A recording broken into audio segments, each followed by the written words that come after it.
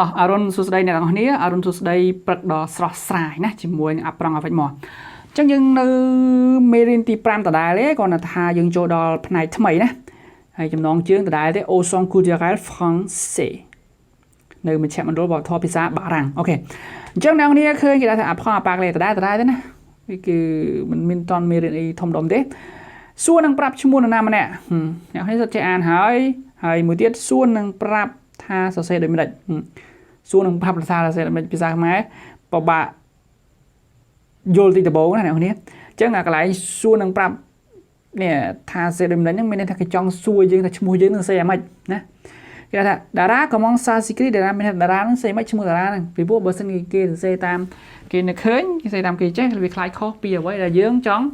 សរសេរណាឈ្មោះយើងនឹងវាផ្សេងក្នុងអាសភៅ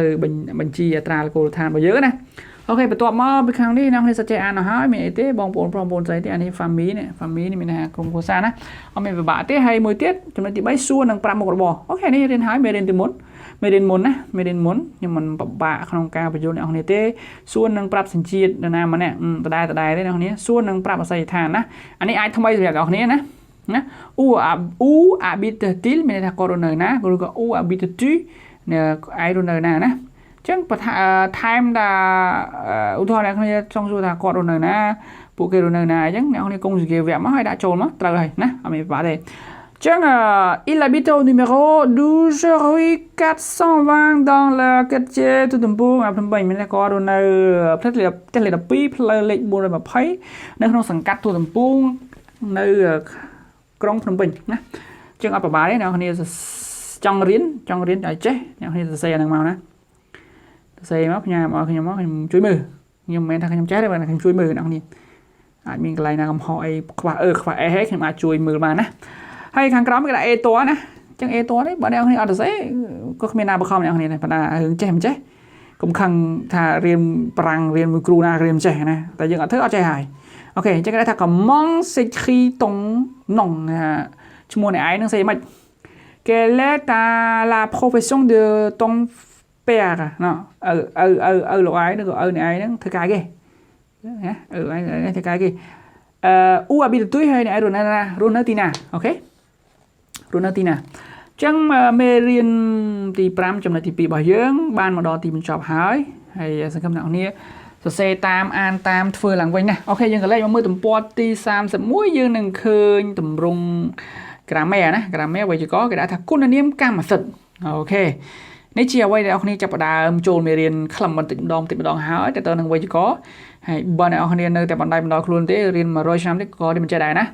អូខេអញ្ចឹងគេថាគុណនាមកម្មសិទ្ធិប្រាប់បញ្ជាក់ម្ចាស់កម្មសិទ្ធិណាគុណនាមកម្មសិទ្ធិស្ថិតនៅមុខនាមហើយប្រហែលតាមភេទនិងតាមវចនៈរបស់នាមអូខេអញ្ចឹងមកនាមនឹងភេទប្រុសយើងដាក់ម៉ាទៅនាមនឹងភេទស្រីយើងដាក់ម៉ងនាមនឹងភេទប្រុសយើងដាក់ម៉ងទៅណានាមភេទស្រីយើងដាក់ម៉ាមកអញ្ចឹងក្នុងនេះគេបញ្ជាក់ប្រាប់យើងថាម្ចាស់កម្មសិទ្ធិមានប្រធានរបស់យើង je tu il est nous vous il ល្បិច elle ល្បិច s ចឹងមកណាអញ្ចឹងភេទនិងវចនៈរបស់វាណាអញ្ចឹងមានម៉ងសុងតុងណា notre votre ហើយនឹង le អូខេក្នុងនេះគេអត់សរសេរទេគេឲ្យយើងរៀនតែ3ហ្នឹងអញ្ចឹងយើងរៀនតាមដំណើរនៅមេរៀនក្រោយគេនឹងបញ្ជាក់បន្ថែមប្រាប់យើងអញ្ចឹងយើងចេះតែ3ហ្នឹងសិនមកណាអញ្ចឹងនៅពេលដែលវត្ថុរបស់អ្នកនរគ្នាប្រុសអ្នកនរគ្នាដាក់ម៉ងហើយវត្ថុរបស់អ្នកនរគ្នាស្រីអ្នកនរគ្នាដាក់ម៉ាហើយវត្ថុឬក៏មនុស្សដែលអ្នកនរគ្នាចង់ពិពណ៌នាហ្នឹងច្រើនទោះបីស្រីក៏ដោយប្រុសក៏ដោយអ្នកនរគ្នាដាក់មេណាទួយដូចគ្នាណាទួយដាក់តុងណាតុងតាតេសុងសាសេទិញចឹងមកណានឹងគុណនាមគេដាក់ថាគុណនាមកម្មសិទ្ធិអូខេគុណនាមកម្មសិទ្ធិមានថាយើងជាម្ចាស់របស់នាមនឹងឧទាហរណ៍ខ្ញុំមានកង់មួយណាឬក៏នេះជាកង់របស់ខ្ញុំc'est mon vélo ណានេះជាកង់របស់ខ្ញុំឧទាហរណ៍ណា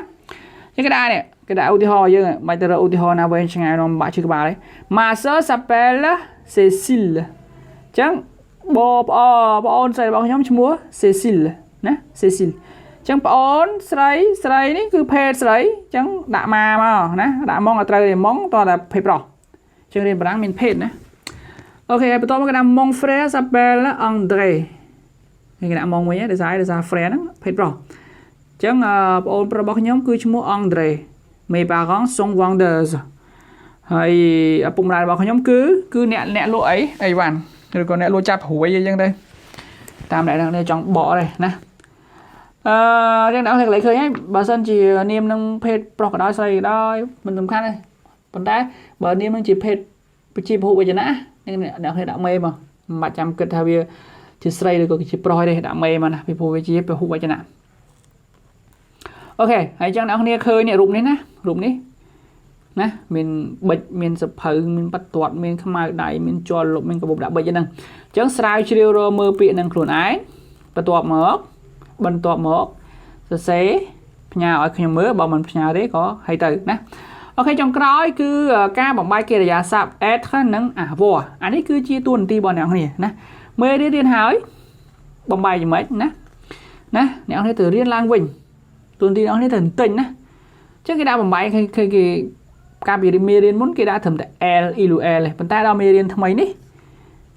គេឲ្យយើងបំបែកទាំងស្រុងតែម្ដងណានេះគឺជាការបំបែក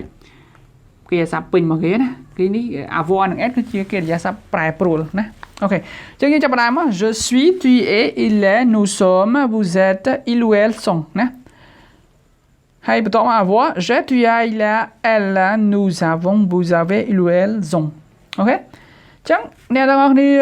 រៀនតន្ទិញវាទៅរៀនតន្ទិញចាំទៅបើសិនជាអ្នកគ្នាមិនតន្ទិញទេអត់ចាំទេណា web avoir web add ហ្នឹងពិបាកណាស់នៅពេលដែលវាបបែកទៅតាមកាលនីមួយៗអ្នកគ្នានឹងទឹកភ្នែកជោគក្បាលជង្គង់ហើយអូខេចឹងមិនមានន័យផ្ដាច់ផ្ដាំច្រើនទេដោយសារមេរៀនទី5ចំណុចថ្មីនេះវាសិតតែអ្នកគ្នាធ្លាប់រៀនហើយអ្វីដែលអ្នកគ្នាត្រូវសិក្សានោះគឺគុណនាមកម្មសិទ្ធិណាកុំភ្លេចតន្ទិញវាចាំណា mon maman ton tate son ça c'est ណាអូខេMerci pour d'être avec nous.